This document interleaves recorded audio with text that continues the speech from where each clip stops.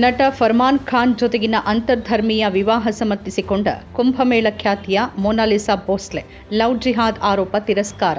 ಮಹಾಕುಂಭಮೇಳ 2025ರಲ್ಲಿ ರಾಷ್ಟ್ರವ್ಯಾಪಿ ಖ್ಯಾತಿಗೆ ಪಾತ್ರರಾದ ಮೊನಾಲಿಸಾ ಭೋಸ್ಲೆ ನಟ ಫರ್ಮಾನ್ ಖಾನ್ ಅವರೊಂದಿಗಿನ ತಮ್ಮ ಅಂತರ್ಧರ್ಮೀಯ ವಿವಾಹವನ್ನು ಸಮರ್ಥಿಸಿಕೊಂಡಿದ್ದು, ಈ ಸಂಬಂಧ ಕೇಳಿಬಂದಿರುವ ಲವ್ ಜಿಹಾದ್ ಆರೋಪಗಳನ್ನು ತಳ್ಳಿಹಾಕಿದ್ದಾರೆ. ಗುರುವಾರ ತಿರುವನಂತಪುರದಲ್ಲಿ ಮಾಧ್ಯಮಗಳನ್ನು ಉದ್ದೇಶಿಸಿ ಮಾತಾಡಿದ ಇಂಧೋರ್ ಮೂಲದ ಮೊನಾಲಿಸಾ ಭೋಸ್ಲೆ, ಫರ್ಮಾನ್ ಖಾನ್ ಅವರನ್ನ ಮದುವೆಯಾಗುವ ನಿರ್ಧಾರ ಸಂಪೂರ್ಣವಾಗಿ ನನ್ನದೇ ಆಗಿತ್ತು ಅಂತ ಹೇಳಿದ್ದಾರೆ.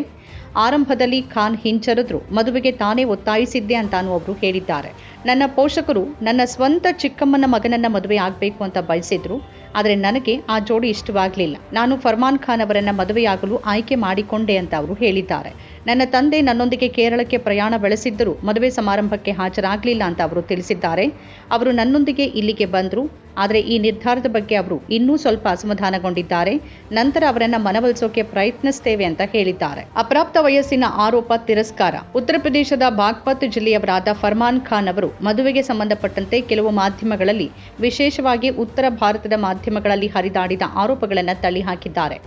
ನಾವಿಬ್ಬರು ನಮ್ಮ ಧರ್ಮವನ್ನು ಬದಲಾಯಿಸಿಲ್ಲ, ಅವರು ಹಿಂದೂ ಆಗಿಯೇ ಇದ್ದಾರೆ ಮತ್ತು ನಾನು ಮುಸ್ಲಿಂ ಆಗಿಯೇ ಇದ್ದೇನೆ, ಪ್ರೀತಿಯಲ್ಲಿ ಮತಾಂತರದ ಅಗತ್ಯವಿಲ್ಲ ಅಂತ ಖಾನ್ ಹೇಳಿದ್ದಾರೆ. और सर ऐसा नहीं है, मैंने हिंदू रीति रिवाज से शादी की है। मोनालिसा हिंदू है, मैंने उसकी खुशी जो जैसे मोनालिसा बोलेगी मैं उसी तरीके से किया, क्योंकि मैं उसकी खुशी चाहता हूँ, उससे प्यार करता हूँ। तो ऐसा कुछ नहीं है, प्यार में ऐसा कुछ नहीं होता कि कन्वर्ट करना ही जरूरी है कि मैं हिंदू बन जाऊँ या मुसलमान बन जाए, ऐसा कुछ नहीं है, सब धर्म बराबर है। ಮೊನಾಲಿಸಾ ಅವರ ಕೋರಿಕೆಯ ಮೇರೆಗೆ ದೇವಾಲಯದಲ್ಲಿ ಹಿಂದೂ ಆಚರಣೆಗಳ ಪ್ರಕಾರ ಮದುವೆಯನ್ನ ನೆರವೇರಿಸಲಾಗಿದೆ ಅಂತ ದಂಪತಿ ಹೇಳಿದ್ದಾರೆ. ಮೊನಾಲಿಸಾ ಸಂತೋಷವಾಗಿರಬೇಕು ಅನ್ನೋದೇ ನನಗೆ ಮುಖ್ಯ. ಅವರು ಬಯಸಿದ ರೀತಿಯಲ್ಲಿ ಆಚರಣೆಗಳನ್ನು ಅನುಸರಿಸಲು ನಾನು ಒಪ್ಪಿಕೊಂಡೆ. ನಾನು ಎಲ್ಲ ಧರ್ಮಗಳನ್ನು ಸಮಾನವಾಗಿ ಗೌರವಿಸುತ್ತೇನೆ ಅಂತ ಖಾನ್ ಹೇಳಿದ್ದಾರೆ. तो आप प्लीज़ थोड़ा इसमें मीडिया में जो भी लिखिए, क्योंकि नॉर्थ में जो चल रहा है वो बहुत गलत चल रहा है कि लव जिहाद है, ये ऐसा कुछ नहीं है, सब धर्म बराबर है। मोनालिसा अपने धर्म में रहेगी, मैं अपने धर्म में रहता हूँ, लेकिन हम सभी धर्म का सम्मान करते हैं। मैं मंदिर में भी जाता हूँ, मैं मस्जिद में भी जाता हूँ, मैं पूजा भी करता हूँ, सब कुछ करता हूँ।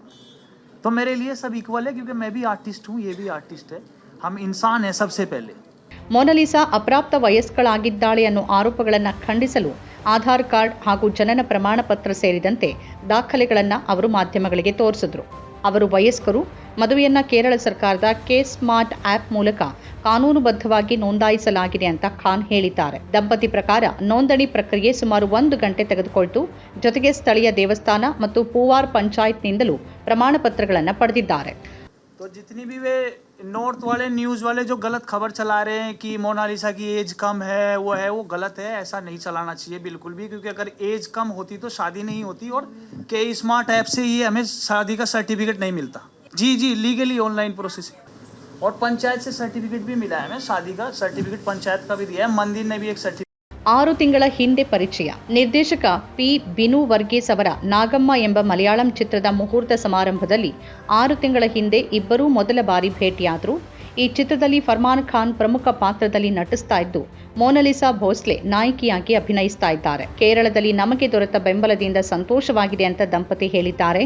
ಕೇರಳ ಬಹಳ ಒಳ್ಳೆಯದು, ಇಲ್ಲಿನ ಜನ ಬಹಳ ಬೆಂಬಲ ನೀಡಿದ್ದಾರೆ. ಮೊನಾಲಿಸಾಗೆ ಇಲ್ಲಿ ಇಷ್ಟವಾದರೆ ನಾವು ಇಲ್ಲೇ ನೆಲೆಸೋದನ್ನ ಪರಿಗಣಿಸಬಹುದು ಅಂತ ಖಾನ್ ಹೇಳಿದ್ದಾರೆ. मैं अभी यहाँ पे मैं आता जाता रहता था 7-8 साल से फिल्म के लिए, तब चेन्नई में केरला में आता जाता रहता था, लेकिन अभी 1-1.5 साल से इधर ही रह रहा हूँ मैं केरला के अंदर। हम एक फिल्म थी नागम्मा, उसका मुहूर्त था 6 मंथ बिफोर, 6-7 बिफोर, उस टाइम हम दोनों मिले थे। मैं उसमें मैन लीड विलन था और ये हीरोइन थी। उसके मलयालम फिल्म थी, उसके दौरान हमारी दोनों की मुलाकात हुई। नहीं, अभी तो वापस जाने का तो कोई प्लानिंग नहीं है, इधर ही हम सोच रहे हैं कि इधर देखते हैं, जैसे मोनालिसा को अच्छा लगता है। अगर केरला में अच्छा लगेगा तो हम केरला में रहेंगे, क्योंकि केरला बहुत अच्छा है और यहाँ के लोग बहुत अच्छा है, और सभी ने हमें इस शादी में बहुत सपोर्ट किया है, हमें उम्मीद भी नहीं थी। ಮದುವೆ ಸಮಾರಂಭದಲ್ಲಿ ಕೇರಳದ ಸಾಮಾನ್ಯ ಶಿಕ್ಷಣ ಸಚಿವ ವಿ. ಶಿವನ್ಕುಟ್ಟಿ, ಸಿಪಿಐಎಂ ರಾಜ್ಯ ಕಾರ್ಯದರ್ಶಿ ಎಂ.ವಿ. ಗೋವಿಂದನ್, ಸಿಪಿಎಂ ರಾಜ್ಯ ಕಾರ್ಯದರ್ಶಿ ಎ. ರಹೀಂ ಸೇರಿದಂತೆ ಹಲವು ರಾಜಕೀಯ ನಾಯಕರು ಮತ್ತು ಅತಿಥಿಗಳು ಭಾಗವಹಿಸಿದ್ರು. ದಂಪತಿ ಅವರಿಗೆ ಧನ್ಯವಾದ ಅರ್ಪಿಸಿದ್ದಾರೆ. और जो हमारी शादी में जो चीफ गेस्ट आए थे, मंत्री जी शिवनकुट्टी जी, उनका बहुत बहुत धन्यवाद। और जो बहुत सारे जो चीफ गेस्ट आए थे, एम.वी. गोविंदन सर का भी बहुत बहुत धन्यवाद।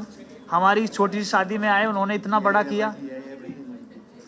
ए.आर. रहीम MP सर का भी बहुत बहुत धन्यवाद।